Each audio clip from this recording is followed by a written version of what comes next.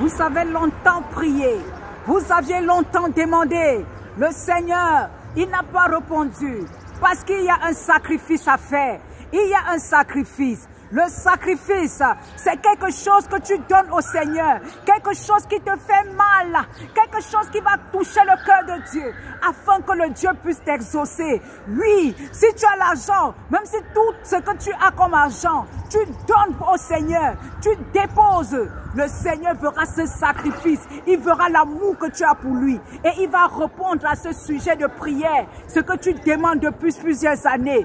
Oui, le sacrifice qui parle en ta faveur. Le sacrifice que tu vas donner. Et le Seigneur t'exaucera. Ah oui, alléluia. Tous ceux qui ont des sacrifices, levez, on va prier. Et vous venez déposer. Déposer sur l'autel de Dieu. Sur l'autel de sacrifice. Et le Seigneur va vous exaucer. Alléluia. Shalom, shalom bien-aimés, shalom à nous tous. C'est toujours un privilège de se retrouver. Nous sommes là pour continuer à sonner la trompette, car le Seigneur Jésus revient bientôt. Nous sommes là pour interpeller l'Église corps du Christ assortie de plusieurs hérésies. Le sacrifice. Bien-aimés, le sacrifice que le Seigneur aimait et il a agréé, c'est le sacrifice de Jésus, l'œuvre achevée de la croix. Et nous pouvons le voir dans le livre d'Hébreux 10 à partir du verset 1 jusqu'à 10 et vous pouvez lire tout le verset. Le seul sacrifice que le Seigneur, ou offrande même que le Seigneur peut agréer, c'est le sacrifice de Jésus. Tout ce que vous allez faire, tout ce que vous allez donner, bien aimé, c'est en perte de temps et en perte d'argent. Nous nous sortons de ce système où nous pensions, après avoir prié, que comme le Seigneur n'a pas exaucé, il y aura encore d'autres moyens pour pouvoir toucher le cœur de Dieu. Et on nous disait, il faut donner ceci, il faut faire cela, il faut faire des veillées, il faut déposer ceci. Nous avons fait tout cela. Aujourd'hui, nous regrettons. Si nous pouvons voir même moyen de demander encore à ces pasteurs-là que remettez-nous notre argent, nous allons demander parce qu'aujourd'hui, nous connaissons la vérité. Étant donné que nous connaissons la vérité, nous ne pouvons pas nous taire. C'est pour cela que nous interpellons ceux qui sont encore dans ce système qui continue à penser que c'est en donnant un sacrifice qu'ils pourront avoir la réponse à leurs questions. Nous les interpellons en disant que tout ça, c'est la fausseté. Oui, on nous dit la Bible nous dit dans le livre sacré, dans le livre de Marc 11 au verset 24. Si vous demandez, lorsque vous demandez en priant, croyez que vous l'avez reçu et vous le verrez s'accomplir.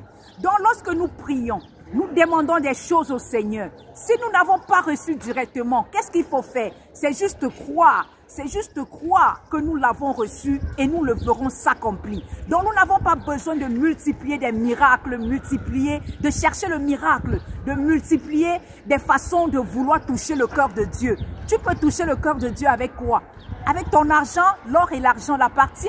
Tu peux toucher son cœur avec quoi? Avec les pleurs, ça ne lui dit rien. Les pleurs, Dieu veille sur sa parole pour l'accomplir parce qu'en pleurant même, ça ne le touche pas.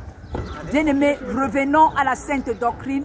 Dans la nouvelle alliance, il y a la manière de marcher et c'est comme ça que tout enfant de Dieu doit marcher, en lisant la parole et en la mettant en pratique. Bien-aimés, le sacrifice que Dieu a agréé, c'est le sacrifice de Jésus-Christ de Nazareth, Yeshua HaMashiach. C'est le véritable sacrifice, l'œuvre achevée de Jésus. Oui, on m'avait dit, comme tu pries depuis, tu ne reçois pas, il faut venir, il faut donner ceci. Je sais que ça a plusieurs, c'est pour ça que je suis en train de parler. Je ne suis pas la seule. Oui, on a fait cela.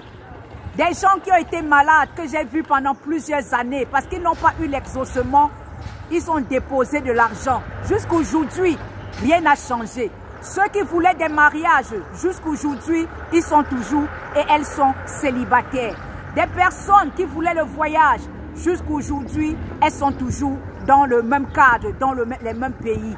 Bien-aimé, Dieu est souverain. Il répond à nos sujets de prière lorsqu'il veut.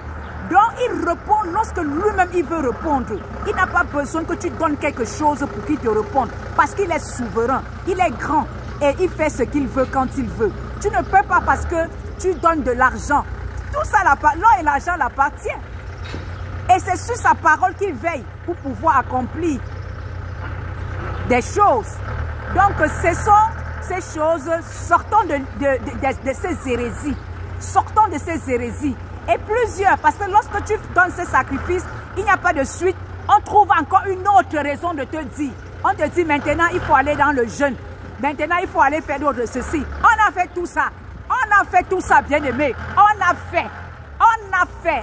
Mais aujourd'hui, nous sonnons la trompette. Sortez de cela. Quand Dieu veut te bénir, il n'a pas besoin de quelque chose pour te bénir. Quand son temps arrive, car il est le maître des temps et des saisons. Quand le temps de te bénir arrive, il te bénit, il le fait. Et nous sommes déjà bénis en Christ Jésus. Tout est entre ses mains. Tout l'appartient. Nous avons tout pleinement en lui. Donc, il suffit de prier et d'attendre, d'être patient. Le fruit de l'esprit, la patience. Sortons de ces hérésies. Sortons de ces hérésies et servons le Seigneur en esprit et en vérité. Car lui-même, il a dit dans le livre de Jean 4 que l'heure est venue où il se cherche les véritables adorateurs. Adores-tu le Seigneur? Es-tu un véritable adorateur? Celui qui adore en esprit et en vérité, c'est ce que le Seigneur aime, c'est ce que le Seigneur agrée. Bien-aimé, ton sacrifice là, on t'a escroqué. La pure vérité, on t'a escroqué. Si tu veux, tu peux chercher le monsieur, tu recoupes ton argent, ou la dame, tu récupères ton argent. S'il n'y a pas possibilité, comme nous aussi, pleurons seulement, que nos yeux soient seulement en train de pleurer. On nous a escroqué, oh! Acceptons ça, on reste tranquille. On nous a escroqué, on nous a escroqué. Pourquoi? Parce qu'on ne voulait pas lire la parole. On ne voulait pas être enseigné. C'est pour ça que l'Église, le corps du Christ, a besoin d'enseignement pour pouvoir grandir. Enseignement et lis la parole.